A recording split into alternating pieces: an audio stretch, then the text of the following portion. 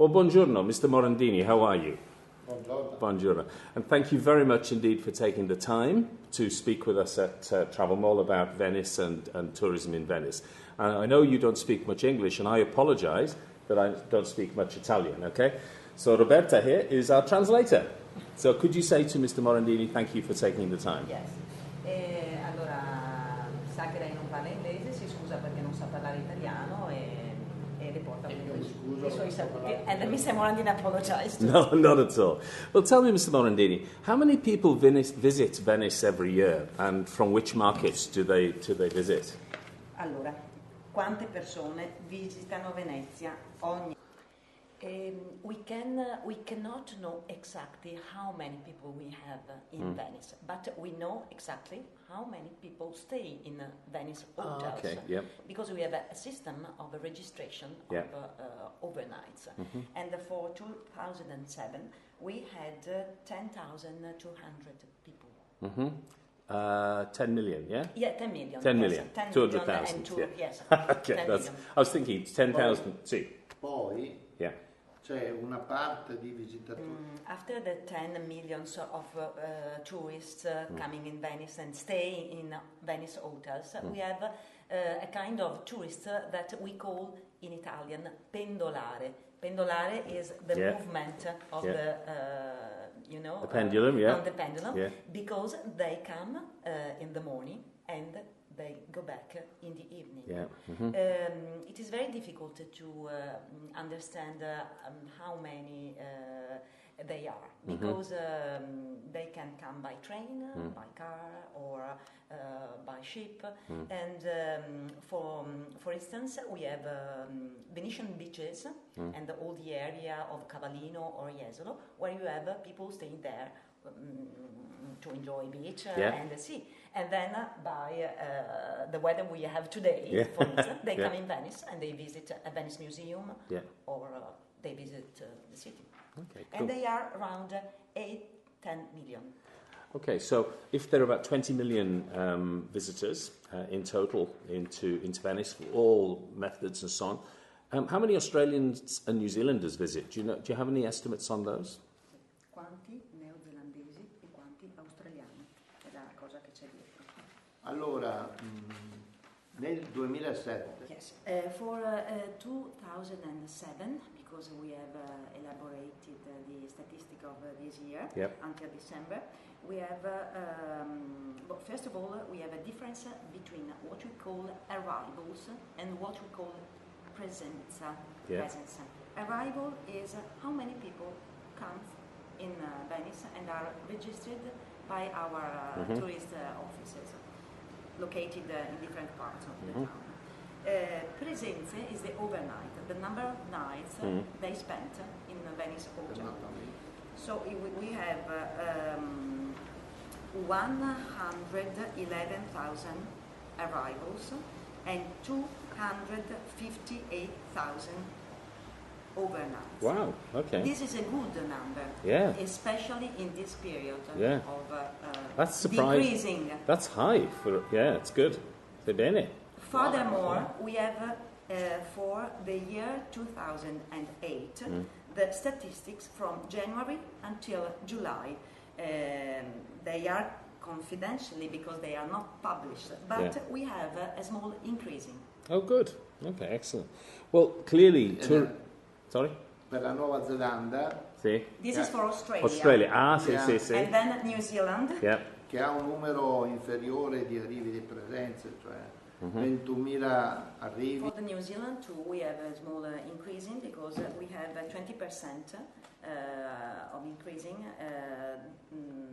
The number is smaller, small, yeah. But we have 21,000 arrivals and 49,000 overnights. So the overnights are quite. So there's about 2 nights per stay for Kiwis. Yes, more or less. Yeah. We call them Kiwis, New Zealanders. Kiwis. Okay. Well, tell me. Obviously, you know, Venice is a massive tourism destination. Okay, it's a global destination. But clearly it's somewhere that you're working hard to balance the environment and tourism. So how does the Venice Tourism Promotion Organisation work with the historical organisations to balance that and manage tourism effectively? Naturalmente Venezia è una città che richiama un turismo enorme, un turismo di massa. But the big problem of Venice is just to find the balance. A balance, Yeah. exactly. And now Venice is trying different ways. Yeah. First of all, the possibility to increase the number of terminals from where tourists can arrive in Venice. Yeah. Also, in the perspective of decentrating the majority of people who like to go in St. Mark's Square. Yeah. It is very difficult to understand for a tourist that Venice is not just a Rialto Bridge or St. Mark's Square. To spread them out, yes. From where we have all the crowds of tourism concentrated. Yeah. So if we arrive to avoid the St. Mark's Square from all this crowd, we have as a result the knowledge of the other tourists of different parts of Venice, less crowded, very, very beautiful. Yeah. But it is very difficult because everyone wants to go there. So Piazza San Marco. In Piazza San Marco. The piazza is very fragile. It is a very delicate place. It is the lowest place of Venice. Wow. I think we know because maybe we can see a reportage on Venice and you can see the flooding piazza completely flooded. Yeah. Also when the other parts of Venice are not flooded. So the piazza is a concentration of very important monuments, the Basilica, Doge's Palace, the columns, the Torre dell'Orologio. So you have a lot of precious things. And we try to preserve these things also in suggesting to tourists to go in other parts of the town. An important thing that the president like to stress is that Venice is not a museum, and if we forbid to people the people to enter in Venice, or if we decide to sell tickets for the entrance of Venice, Venice becomes a Disneyland and a circus. Yeah. But Venice is a town. It's a live community, isn't it? Yes, is a place of production of culture, of ideas, of different things. And the future of Venice is of a living city, not a dead city. A dead city. There is the other point about the preservation, and it's a new project born by an idea of the Venice Town Hall in collaboration with Google and the society called Venice. Venice, and it is a project of cable all around the town of Venice. Now we have a percentuale del 70. Per adesso si è arrivati al 40. Now we have the 40% of the town that is already cable. Un anno e mezzo si dovrebbe finire. And year and so what does this cable do? It means that everybody from abroad, all over the world, can connect itself to Venice Association, to Venice Hotel, to Venice Services, and book before arriving, and program their arrival in Venice, avoiding to arrive in the town and go around, look around. And this is a system of programmation of the trip that can maybe make easier the approach to the town. Yeah, it's a very difficult balance, isn't it? Because you're spreading people going to places that aren't, not just Piazza San Marco or not just to the Doge's Palace or whatever. Are you also spreading people throughout the year as well, so that they travel more in the winter or the autumn or the spring, rather than just in the main summer periods?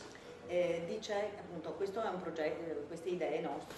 It is difficult to speak about the season in Venice, because Venice is a town for all the season. Yep. Once people came here from the end of March to the beginning of November, maybe less, maybe October, but now we have people all the year round. And it is, for example, last year we had in November 20,000 persons, 20,000 tourists just in the month of November. That is very strange. All the economy of Venice, it is founded on tourism, and we have other activities like the pier, the Porto di Venezia, or we have the glass factories, the production of glass in the island of Murano, but they are all connecting in tourism.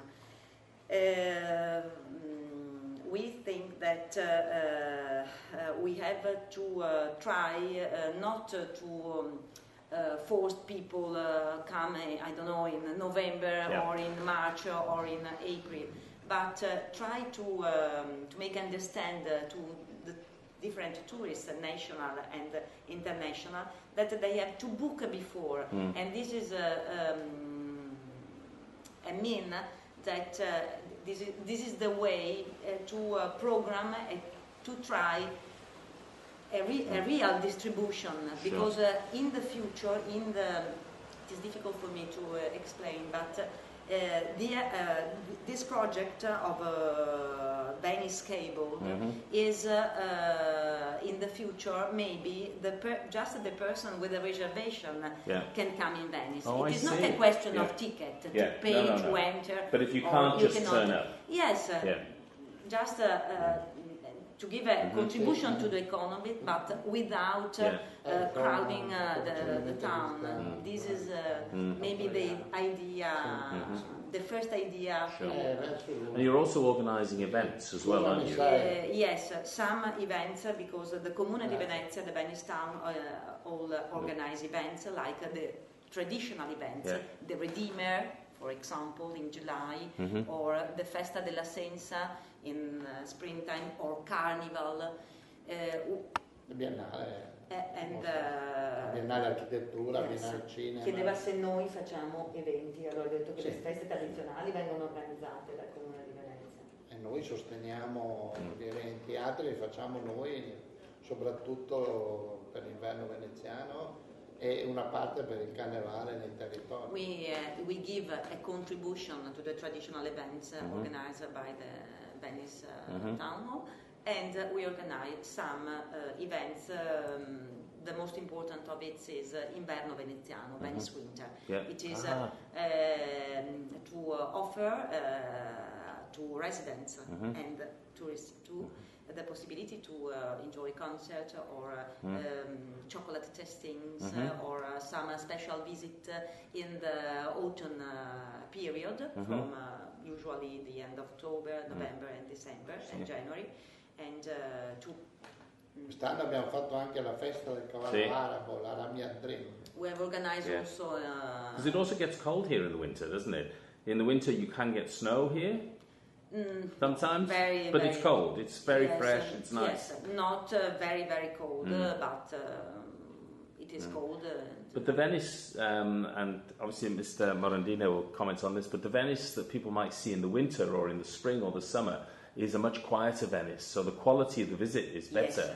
Yes, absolutely, yes, because in the summer, in July or August, but also in September, because in September we have plenty of events. We have the festival, the festival of Lido di Venezia, know, the international festival. We have Regata Storica, the most important. Abbiamo la Biennale Architettura. We have this year the Architecture Biennale. We have every 2 years the Arts Biennale. Tutto a settembre. All the month of September is completely plenty of events. Well, let's just talk about the organisation for a second. How is Venice Tourism funded?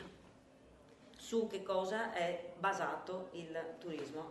The subjects of tourism, the actors of the tourism in Venice are many. They are public or private. First of all, we have one of the most important reality, that is the pier of Venice, the Venice Maritime Station. Where the cruise ships come in. Yep. Exactly. The tourism of the cruise ship represents the 12%. It's a big slice in the total. And so 1 million of tourists arrive by ship.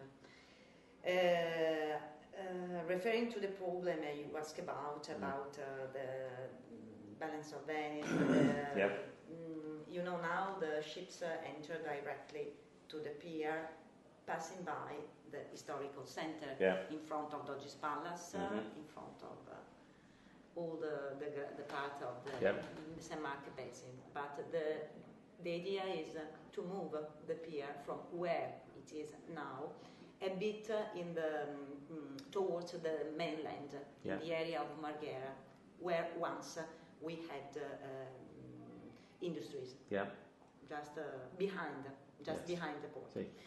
And the society, the two big societies are Costa and MSC, so they are private subjects.